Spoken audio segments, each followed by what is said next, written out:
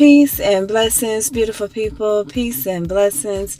This is Empress Imani, and welcome to this episode of Sacred Love Lessons. So today, you guys, I want to talk about the Opps, aka opportunities. Opportunities are all around waiting to be discovered. They come in all shapes, colors, and sizes. The one thing about opportunities, they often come during a time where there's a challenge. For example, the 2008 market correction, the 2020 pandemic, anytime there's a natural disaster, and even times when there are not challenges, opportunities come, right? They're all around us at all times.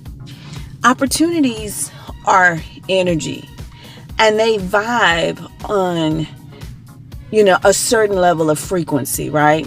And let me specify a good opportunity. Those are the type of opportunities that I'm referring to, right? The good ops, right? They vibe on a certain frequency. And you have to vibe on that frequency in order to see and seize those opportunities, right? Because sometimes you can have an opportunity right in front of you, and because your frequency is not as high, you're unable to see that, right? Not all opportunities are good. And in this lesson, we're not even going to address that. We're going to focus solely on the good, right? But at all times, what do I say? Use your discernment and listen to your intuition. So, how do you see and seize your opportunities? Now, let me also say, not every opportunity is for you. Okay? Not every opportunity is for you. Whatever belongs to you, right?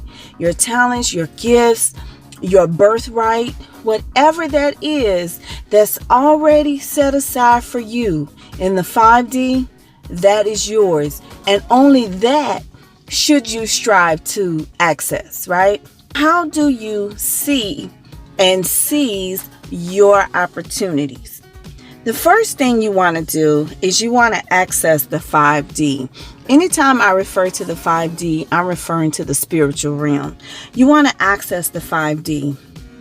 You do that by praying to the Most High, right? The Creator, whatever you call it, the universe, God, the energy is known by many names. So whatever you call it, the good book says, ask and it will be given to you. Seek and you will find.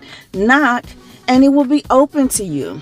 So the first thing you want to do is you want to ask. Then number 2, you want to believe that at the time that you ask, you want to believe that you have already received it and be in expectation of the manifestation of good opportunities, right?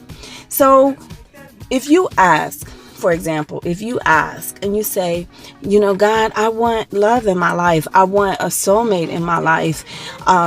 A divine soulmate, not a karmic soulmate, but a divine soulmate in my life that I can just really appreciate life with, right?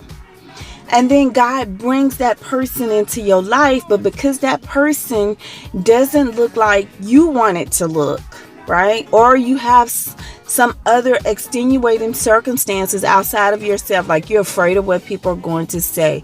You're afraid of the optics, what it looks like to the public, and all of that because of maybe religion, then you say, okay, I don't want that. And you reject the opportunity, but the opportunity was given to you. So you still have to, when you ask, you still have to believe that you've already received it. So when the opportunity presents itself, you can receive it. Now, one good affirmation that I say all the time is, I receive all of the abundance that the universe offers and gives to me. I receive all of the abundance that the universe offers and gives to me, right? You have to believe already it's yours. It's yours. And all you have to do is just have an open heart to receive it. Number 3, you want to prepare for your opportunities. Take action that will lead you in the right direction, right? There's a scripture in the Bible that talks about waiting on the Lord, right? And you can Google it and look it up. Waiting on the Lord. But a lot of people take that scripture out of context. And what it means is, yes, you're going to wait. You're waiting to be divinely guided because you want your steps to be ordered, right? By Spirit. You want Spirit to say, okay, go left, go right, go here. This is the person you need to talk to. This is where you need to be, when you need to be. You want Spirit. You want to be able to hear the voice of Spirit, and you want your steps to be ordered. But in that, right, in that waiting, it doesn't mean that you do nothing. A lot of people misunderstand that, and they think, oh, I'm not supposed to do anything. I'm just going to sit back and wait on the Lord. Okay. But the thing is, in James, it says faith without works is dead, which tells me I have to do my part, right? Because we're co-creating with the Most High. The Most High is going to do her part, and then I'm going to do my part, right? So I have to do something. So you want to prepare for your opportunities. If you are releasing your faith, or you have released your faith for, let's say, $1 million, right? But you don't even have a bank account.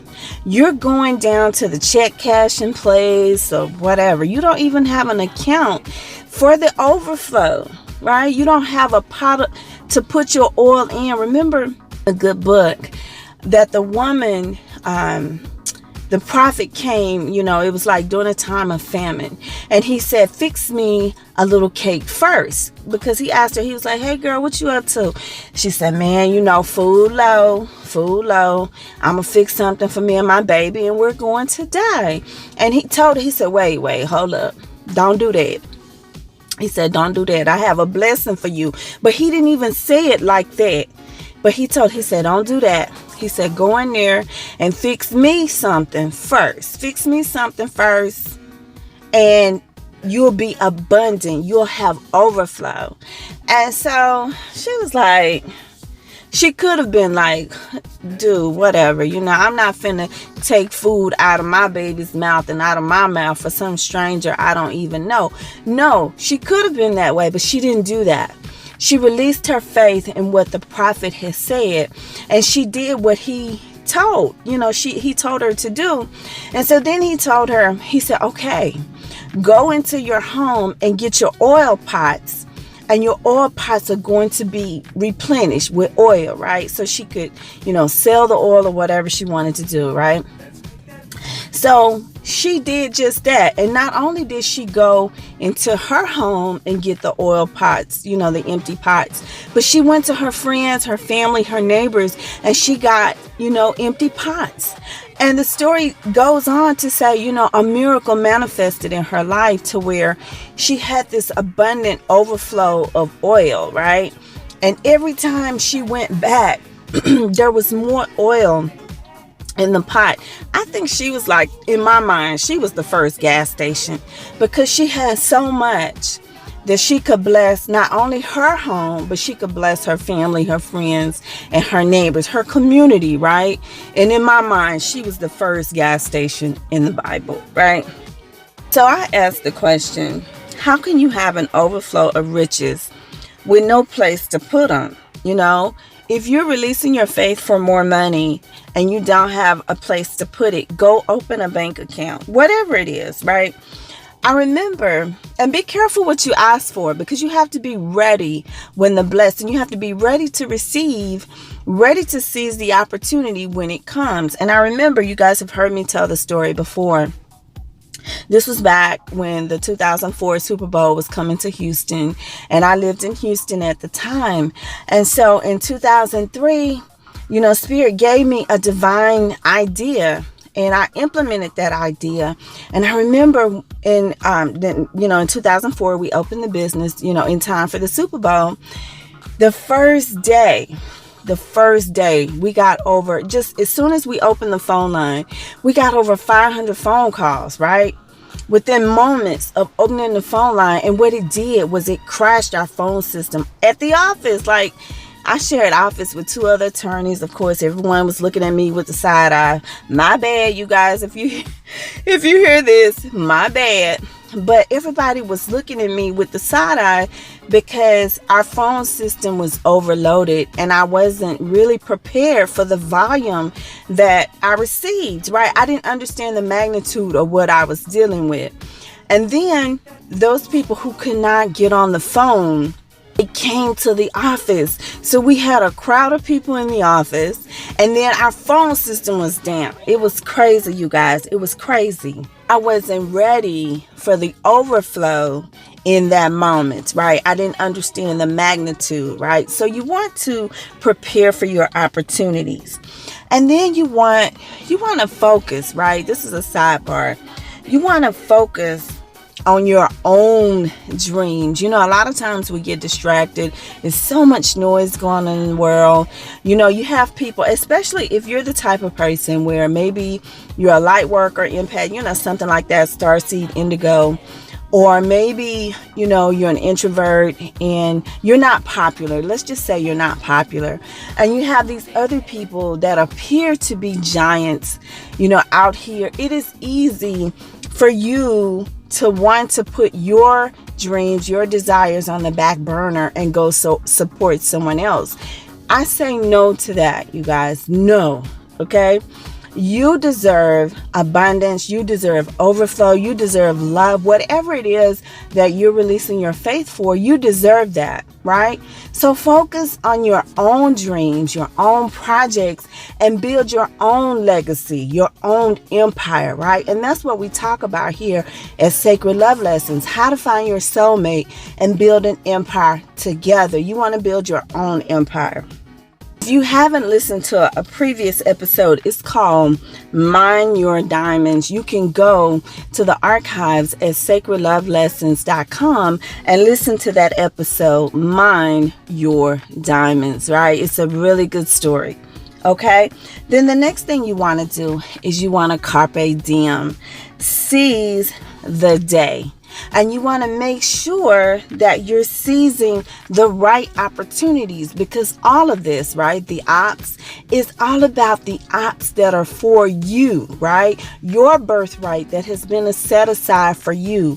And you want to make sure that you're seizing those opportunities as you find them. And sometimes, you guys, sometimes you might need to pivot. Now, we saw during the 2020 pandemic, we saw a lot of companies, some were able to pivot, some went out of business, some were not able to pivot, right? And they're just really hanging on by duct tape and coat hangers, right? But one example of a company that was able to pivot, it was a notebook paper company. They started off, you know, they were in the business of making notebook paper. And then when the pandemic happened, of course, there was this huge rush on toilet tissue, which was weird, but okay. People were like tripping and hoarding toilet tissue. So what this company did was it saw a demand and it pivoted away from notebook paper temporarily to service the demand of toilet paper. And not just them, but you saw other companies where there was like this gap, right? And you can name them mask companies, sanitizer companies, disinfectant, all kind of disinfecting chemical companies, anything dealing with, you know, protecting yourself. Oh, printers, people who made all the different signs that you see, the social distancing signs, the plexiglass people, you know, all those people who maybe were not at the forefront. All of a sudden, boom, there was an opportunity, a gap, a need. And there were opportunities for them to seize that moment, right? So you want to be able to carpe diem your opportunities. And if you have prepared for them, you should be able to do that. Or at least pivot on a dime, right? Pivot on a dime. Then my final suggestion to you today is, if the opportunity doesn't knock, because let's go back to the beginning. Ask and it will be given to you. Seek and you will find. Knock and it will be open to you. If you're knocking at a door, okay, and you know this is your door, Okay, now there may be some other factors like divine timing. I'm not going to get into that. But there may be other factors involved, right? But sometimes you have to create your own door. Sometimes okay, I'm at the right place. I've worked on myself. I've done my part. I got everything lined up. I'm prepared. And now I'm ready to launch, right? My spirit guides are telling me, this is your time. It's my time to shine. This is your time. I'm ready to launch, right? Only thing is my door. I can't see my door right in front of me. I can't see it per se, or maybe there's a missing piece to the puzzle. Maybe I was hoping to collab with somebody else, but they can't seem to get their shit together, just can't get right. Okay, we can't let that stop the train from leaving the station because someone else can't get right. Okay, because your destiny is not tied to whether someone else can get right or whether or not they leave your life. People who leave your life are not a part of your destiny, right? And when you're clear on that, you're like, okay, fine. Let me build a door. And sometimes opportunities are created. You have to create your own opportunity, right? This reminded me of a situation where there were two ladies. I don't remember their name. They started a cheesecake business during the government shutdown in 2019. The name of the business is called Furlough Cheesecake. But these two young ladies, they was working for the government, and then you guys already know what happened during the shutdown, right? It was a whole political shit show over there that affected a whole bunch of people's lives, right? And these ladies, they came to themselves, and I imagine they came to themselves and they probably said, look, self, we cannot keep doing this, and we cannot be so codependent on the government to save us or, to have our best interest at heart, because they down here playing games down here, right, with each other. And they're affecting my life, my ability, my livelihood, my ability to take care of myself and my family. I can't be dependent on that. And I've had all these dreams in my heart. There are things that I want to do. And these two sisters, they worked together. They got together. They created this company called Furlough Cheesecake. You guys can look them up, read all about their story. It's a wonderful story with a happy ending. If you guys hear this over at Furlough Cheesecake, shout out to you. I'm so happy for you. But sometimes, right, you guys, you have to create your own opportunities. And that's what these ladies here did. They created their own opportunities. We see this all throughout history. There's a burning desire that you have in your heart. There's something that you are being called to do. There's something that maybe you keep putting off. You thought, oh, it'll never happen for me, or whatever excuse story you've been telling yourself, right? My advice to you today is to stop all of that. If no opportunity has been created for you, create your own opportunity. Okay, and move forward. Create your own opportunity and move forward. Okay, you guys, that's all I have for you today. Please don't forget to share this episode with your family and friends. Don't forget to go over to sacredloveshop.com, where you will find tools for your personal and spiritual development. And until we speak again, be the light.